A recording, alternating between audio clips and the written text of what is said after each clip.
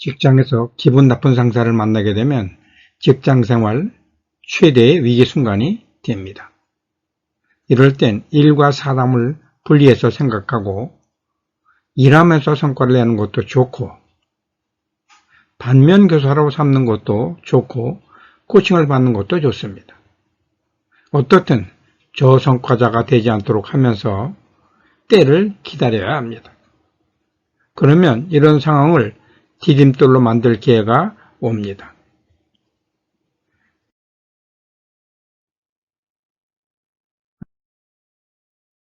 안녕하십니까. 천연교육경은 이호택 교수입니다. 이번에 말씀드릴 주제는 상사는 나쁜 놈 고객입니다.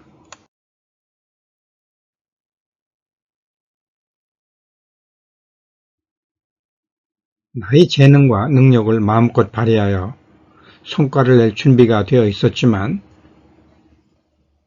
기분 나쁜 상사 때문에 회사를 떠난다는 퇴직자를 많이 봅니다.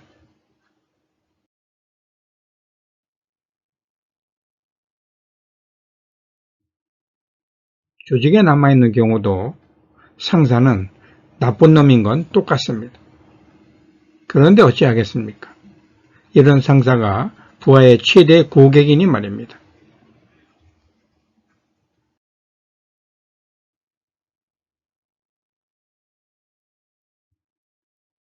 상사는 부하와 이익이나 손해 관계에 있는 이해 당사자가 아닙니다. 부하의 고객입니다.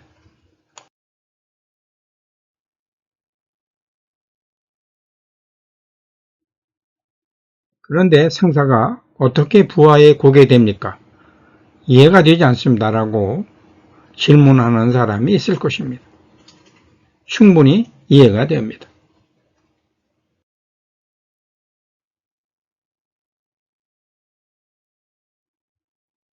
그렇다면 고객이란 정의를 한번 생각해 보죠. 고객이란 정의는 누군가 생산한 물건이나 용역을 사용하는 사람을 말합니다. 이런 점에서 상사는 부하의 모든 산출물을 사용하니 부하의 최대 고객임에 틀림없지 않습니까?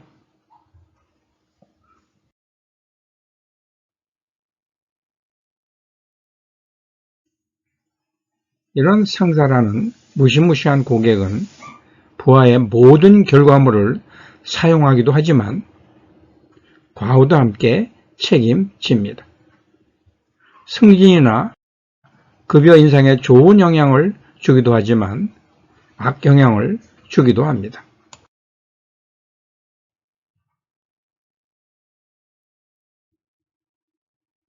상사는 공정한 평가를 하기 위해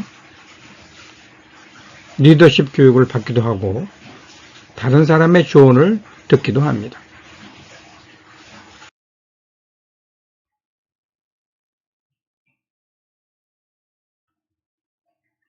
잘못된 행동을 했을 경우 관찰 사항에 대해 행동에만 집중하여 피드백하라는 교육 내용을 실천하려는 노력도 합니다.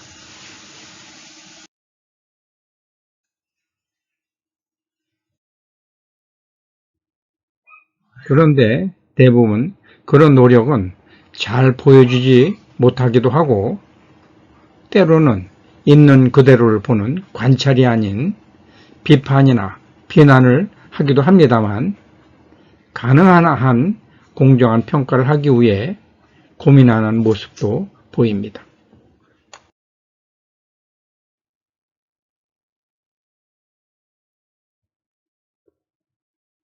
평가 시기가 되면 상사는 괴로워하는 모습을 종종 보입니다.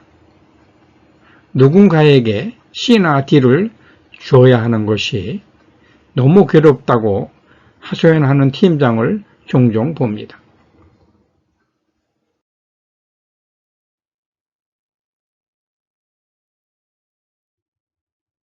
힘든 일은 얼마든지 할 수 있고 성과도 낼 수 있지만 평가는 정말 하기 싫다고 말하는 팀장도 있습니다.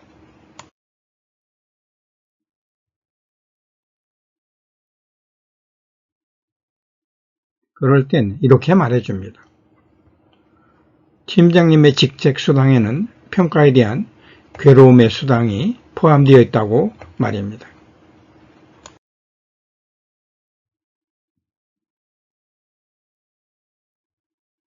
상사는 공정한 평가를 하기 위해 구성원들의 성과를 잘 알고 싶어 합니다. 그래서 부하 스스로 중간 보고나 결과 보고를 말 안 해도 해주길 원합니다.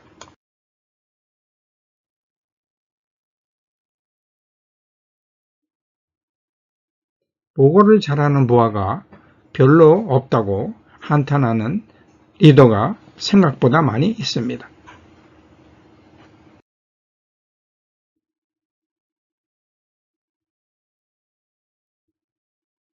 더구나 중간 보고를 해주었으면 잘못된 방향을 바로 잡아주었을 텐데 자기 멋대로 엉뚱한 방향으로 업무를 처리한 경우에는 참았던 불만을 한꺼번에 폭발하는 화를 내기도 합니다.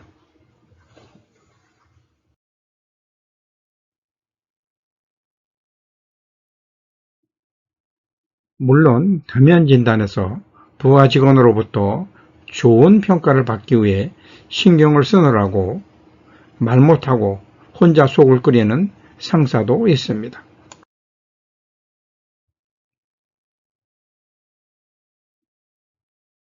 이런 상황이 부하로서 이해가 되십니까? 그런데 코칭 현장에서 이런 하소연을 하는 팀장이 생각보다 많이 있습니다.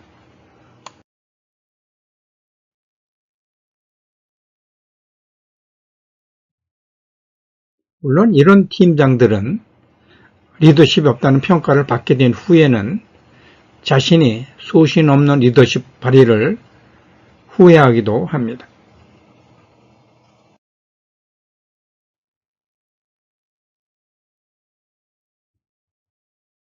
이런 상황을 보면 팀장들도 어려운 건 구성원과 마찬가지입니다. 오히려 더 어려운 부분도 많이 있습니다.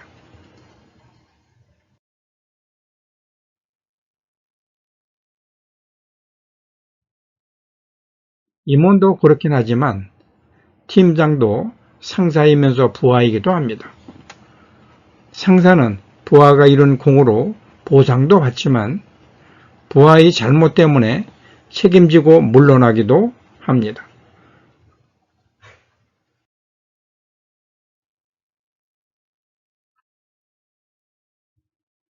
한마디로 상사는 부하의 모든 산출물을 사용하기도 하지만 책임까지 지는 부하의 최대 고객입니다. 이런 고객을 잘못 대하면 불이익을 받는 건 지극히 당연하지 않겠습니까?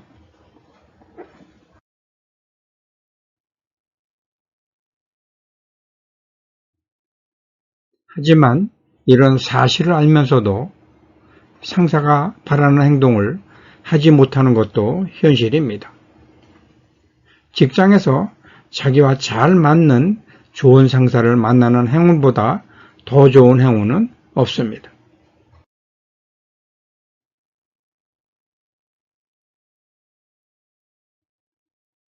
좋은 상사란 자신을 믿어주고 기다려주는 상사입니다. 자신이 소중함을 느끼게 해주는 상사입니다. 물론 자신을 믿어주고 기다려주지 않고 비난하는 상사도 있습니다.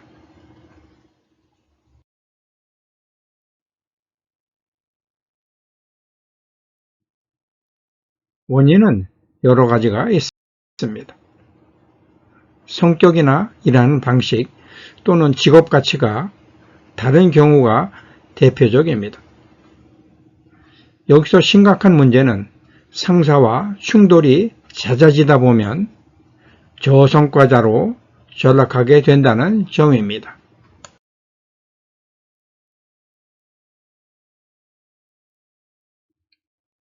상사가 마음에 들지 않을 때 일하지 않는 것을 보복이라고 착각하는 사람이 생각보다 많이 있습니다.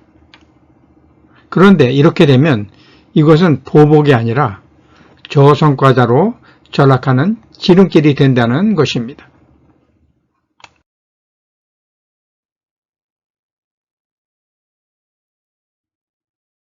저성과자로 전락하면 결국 회사를 떠나거나 부서를 옮기거나 천도꾸러기로 직장 생활을 하게 되는 결과를 초래합니다.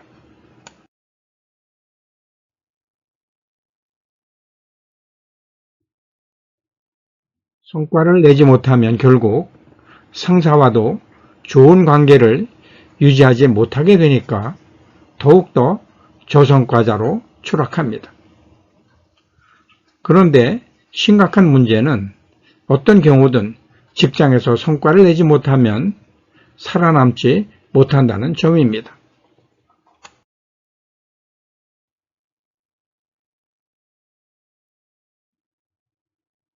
이런 난관은 언제든지 누구에게든 찾아올 수 있습니다. 이때야말로 직장생활 최대의 위기입니다.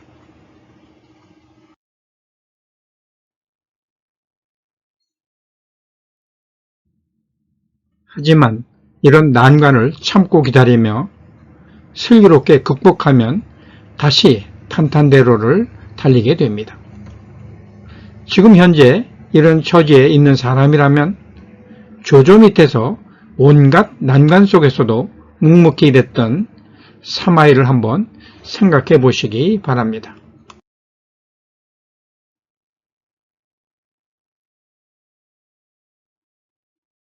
어디를 가든 기분 나쁜 상사는 있습니다. 이는 걸림돌이기도 하지만 디딤돌이기도 합니다. 걸림돌이 될지 디딤돌이 될지는 자기의 마음과 태도에 달려 있습니다.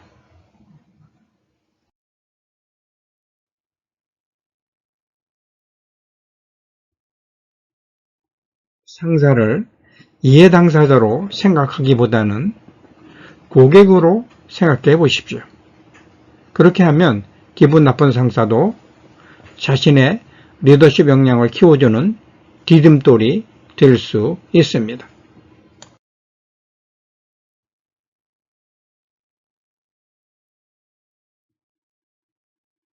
어떻습니까? 상사를 걸림돌로 삼으시겠습니까? 디딤돌로 삼으시겠습니까?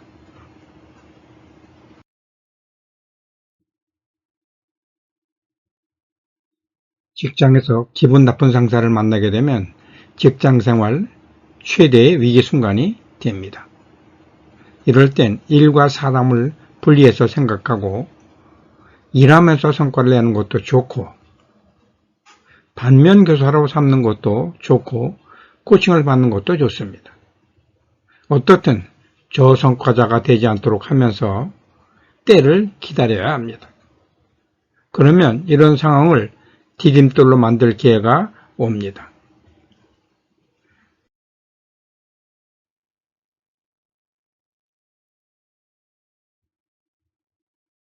경청 감사합니다. 오늘은 만나는 모든 사람과 아무 부담 없이 웃는 얼굴로 함께하는 하루가 되시길 빕니다. 고맙습니다.